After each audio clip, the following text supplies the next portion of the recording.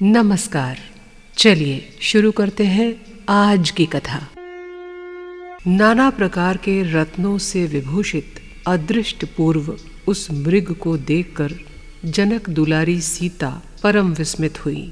पुष्पों को चुनती हुई सर्वांग सुंदरी सीता ने उस मृग को देखकर राम और लक्ष्मण को अस्त्र शस्त्रों सहित आने के लिए ऊंचे स्वर से पुकारा।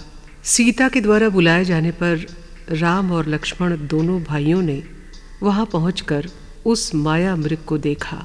उस मृग को देखते ही लक्ष्मण के मन में संदेह उत्पन्न हुआ और उन्होंने श्री राम से कहा, मुझे ऐसा प्रतीत होता है कि मृग के रूप में ये राक्षस मारीच है, क्योंकि रत्नों से विभूषित इस प्रकार का विचित्र मृग संसार में कभी देखा नहीं गया, इसलिए निस्संदेह ये सब माया है।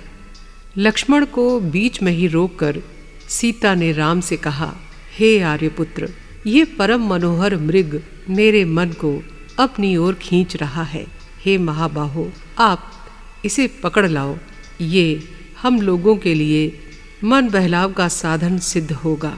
यदि ये मृग मारा भी गया तो इसकी स्वर्णमयी मृगछाला चटाई के ऊपर बिछाने के काम आएगी और मैं उस पर बैठना पसंद करूंगी। सीता के ऐसे वचनों को सुनकर, उस अद्भुत मृग को देखकर श्री राम का मन भी उस पर मुग्ध हो गया और उन्होंने अपने भाई लक्ष्मण से कहा, तुम अस्त्र शस्त्रों से युक्त होकर और सावधान रहकर सीता की रक्षा करो। तत्पश्चात 3 स्थानों से झुके हुए धनुष को लेकर पीठ पर 2 तरकश बांधकर प्रचंड पराक्रमी राम ने आश्रम से प्रस्थान किया। श्री राम को अपनी ओर आते देखकर धोखेबाज मारीच भयभीत होकर कुछ देर के लिए छिप गया। वो कभी तो कुलांचे मारकर दूर निकल जाता और कभी अति समीप आकर उनको लुभाता। इस प्रकार कभी छिपता, कभी सामने आता। वो मारीच श्री राम को उनके आश्रम से बहुत दूर ले गया।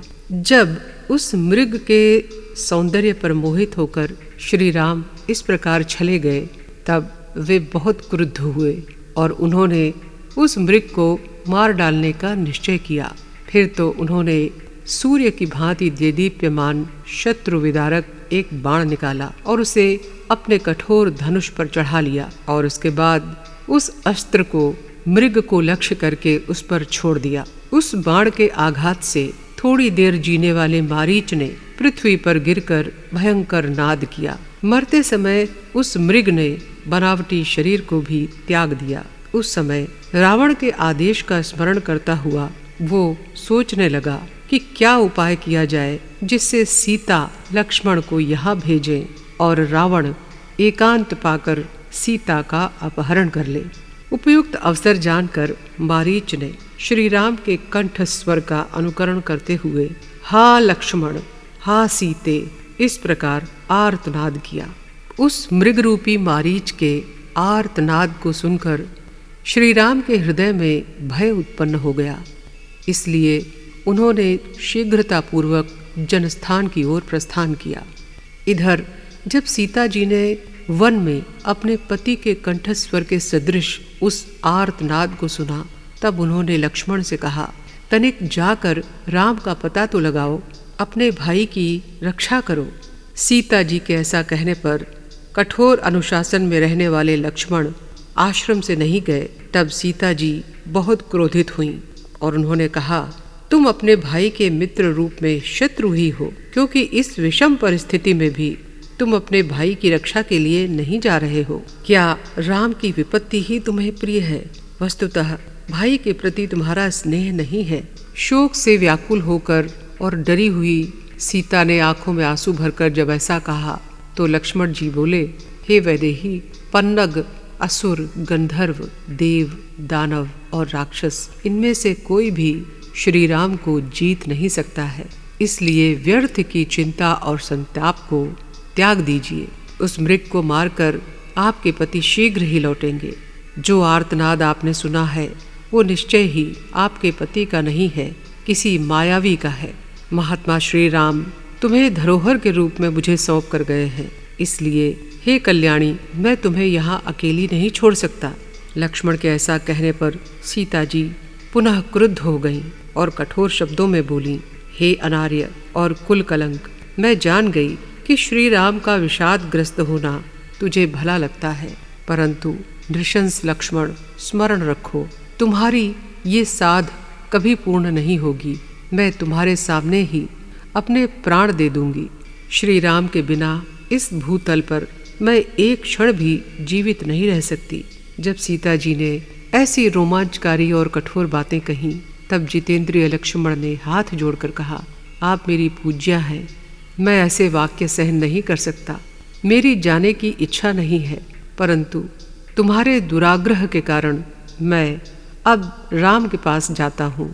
तुम्हारा कल्याण हो। हे विशालाक्षी, इस वन के समस्त देवता तुम्हारी रक्षा करें। भाई राम के साथ वापस लौटकर मैं पुनः आपका दर्शन करूं, यही मेरी शुभ कामना है।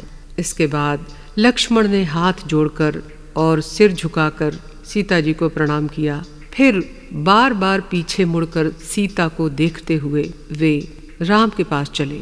लक्ष्मण के जाते ही समीप ही छिपा हुआ रावण सन्यासी का रूप धारण करके सीता जी के सामने आ गया।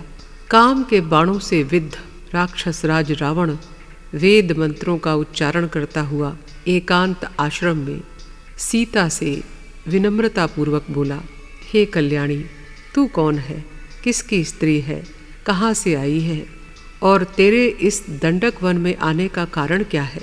राक्षसों से सेवित इस भयंकर वन में तू अकेली क्यों विचर रही है?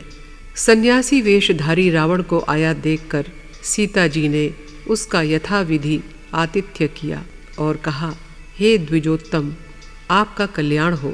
मैं मिथिला के महाराज महात्मा जनक की पुत्री हूँ।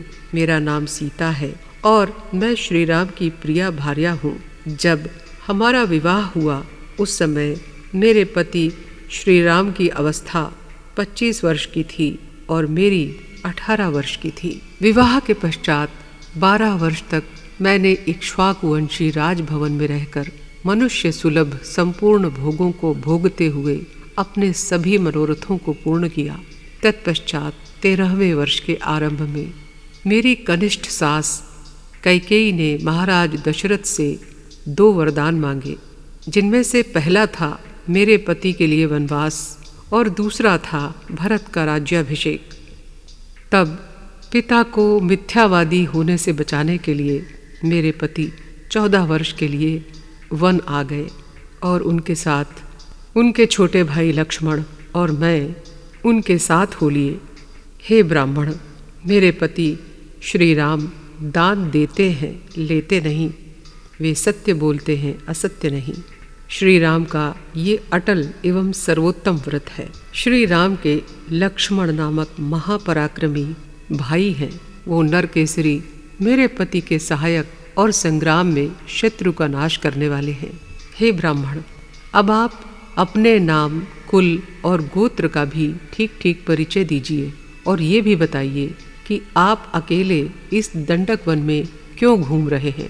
श्री राम की पत्नी सीता ने जब इस प्रकार पूछा, तब महाबली राक्षस राज रावण ने कठोर शब्दों में कहा, हे सीते, जिसने देव, असुर और पन्नगों सहित तीनों लोगों को आतंकित कर रखा है, मैं वही राक्षसों का राजा रावण हूँ। हे आनंदिते, तेरे स्वर्ण के समान गौरवर्ण और रेशमी वस्त्रों को देखकर मुझे अपनी पत्नियों के प्रति प्रीति नहीं रही। हे सीते, तुम्हारा कल्याण हो। मैंने इधर उधर से बहुत सी उत्तम उत्तम स्त्रियों का अपहरण करके अपने अंतःपुर में उन्हें रखा है। तुम उन सब की पटरानी बनो। चारों ओर समुद्र से घिरी हुई समुद्र के मध्य पर्वत की चोटी पर लंका नाम की मेरी महापुरी है। जब तू वहाँ वनों में मेरे साथ विहार करेगी, तब इस वन में रहना पसंद नहीं करेगी। रावण के इस प्रकार कहने पर सीता ने क्रुद्ध होकर उस राक्षस का तिरस्कार करते हुए कहा, मैं महान पर्वत के समान अचल और अटल, समुद्र के समान क्षोभ रहित, इंद्र के समान अपने पति की अनुगामिनी हूँ। तू गीदड़ के समान होकर मुझ दुर्लभ सिंघनी को प्राप्त करना चाहता है, किंतु तू मुझे उसी प्रकार नहीं छू सकता जिस प्रकार सूर्य की प्रभा को कोई नहीं छू सकता। सीता के ऐसे कठोर वचन सुनकर रावण की भौहें तन गईं और वो क्रोधित होकर बोला, हे सुंदरी, मैं कुबेर का भाई महाप्रतापी रावण हूँ, जिसके भय से देव और गंधर्व भी भाग खड़े होते हैं। हे विशालाक्षी, मैं राक्षसों का राजा होकर भी स्वेच्छा से यहाँ आया हूँ। काम के बाणों से पीड़ित मेरा त्याग करना तुम्हें उचित नहीं है। तब सीता ने कहा, हे रावण, स्मरण रख, वे संपूर्ण राक्षस मारे जाएंगे जिनका राजा तेरे जैसा क्रूर, दुष्ट बुद्धि और अजितेंद्रिय है। इंद्र की धर्मपत्नी शची का अपहरण करके भले ही कोई जीवित रह जाए, लेकिन श्री राम की धर्मपत्नी सीता का अपहरण करके कोई व्यक्ति जीवित नहीं रह सकता। सीता के ये वचन सुनकर हाथ पर हाथ मारकर उस दुष्ट रावण ने सीता के निकट जाकर उसी प्रकार उन्हें पकड़ लिया जैसे आकाश में रोहिणी नामक नक्षत्र पर बुध आक्रमण करता है। रावण ने बाएं हाथ से सीता के बालों को पकड़ लिया और फिर ऊंचे स्वर से सीता को धमकाकर उसे अपनी गोद में भरकर रथ पर बैठा लिया। उस समय रावण के द्वारा पकड़ी गई सीता अत्यंत दुखी होकर वन में दूर गए अपने पति को जोर जोर से पुकारने लगी। उस समय काम से पीड़ित वो रावण आकाश मार्ग से चल पड़ा। सीता बार बार रो कर और चिल्लाकर कहने लगी, गुरुजनों के मन को प्रसन्न करने वाले लक्ष्मण, कामाचारी राक्षस मुझे उठाकर लिए जा रहा है, क्या तुम्हें इस बात का पता नहीं है? इस प्रकार दुख से करुणापूर्वक विलाप करती हुई सीता ने वृक्षों के मध्य बैठे हुए गृध्रकूट के निवासी महाराज जटायु को देखा। बस आज की कहानी यहीं तक, आगे की कथा अगले अंक में। तब तक के लिए नमस्कार।